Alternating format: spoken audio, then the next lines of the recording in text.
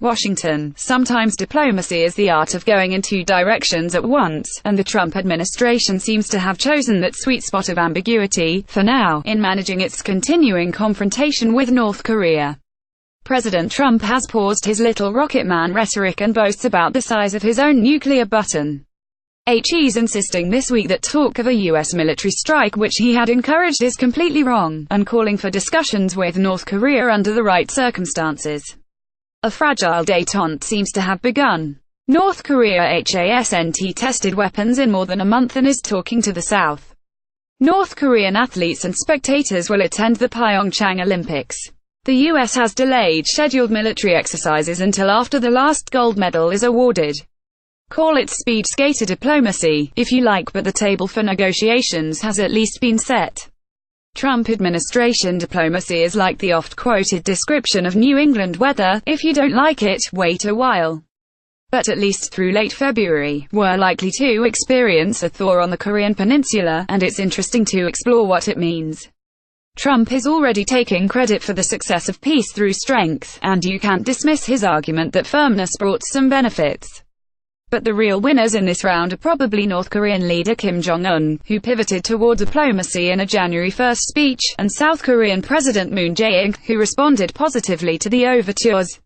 Secretary of State Rex Tillerson probably gets a save, but not a win, for persisting with his diplomatic agenda despite periodic thunderbolts from Trump. The problem with this Olympic peace parade is that nothing has really been resolved. Once the games have ended, all the same problems will exist. If the U.S. resumes military exercises, North Korea may go back to testing missiles and bombs. We have avoided escalation of tension, said one U.S. official, but in several months, we're back to square one. Ideally, the next step would be direct U.S.-North Korean talks. A senior State Department official told me he hopes face-to-face talks will start before the Olympics end. The U.S. will characterize the goal as eventual denuclearization of the Korean Peninsula. The North may offer a different formula, but Washington probably won't care so long as the other side shows up. There's no sign yet that it will, however. The State Department official explains that the conversation with Pyongyang can start at the edges, with each country describing how it sees the future, and then work toward the center, meaning denuclearization. The Olympics themselves might be the perimeter from which talks start, says the official. Trump argues that his nuclear brinkmanship over the past year has worked. Does anybody really believe that talks and dialogue would be going on between North and South Korea right now if I wasn't firm, strong and willing to commit our total might against the North, he tweeted January 4. Trump famously likes to be flattered, and Moon this week wisely lauded his huge contribution to peace talks. Who has blinked here? It's hard to argue that it's Kim. The mutual stand-down for the Olympics looks very much like the freeze-for-freeze approach that Russia and China were recommending last year, although U.S. officials resist the characterization. For all Trump's bluster and self-congratulation, the past month's diplomacy really has been a Korean show, with Kim and Moon both showing considerable finesse. Kim gave his New Year's speech with the confidence of a member of the nuclear club, but he was also deferential toward Seoul. Moon responded avidly, but he also kept faith with Washington by stressing that diplomacy must eventually encompass denuclearization.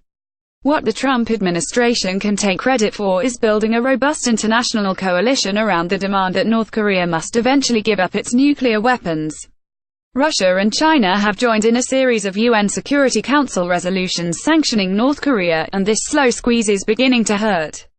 Diplomats report the beginnings of food shortages in North Korea, and China is sending some North Korean workers back home. Tillerson will meet in Canada next week with diplomats from countries that sent troops to fight the Korean War nearly 70 years ago.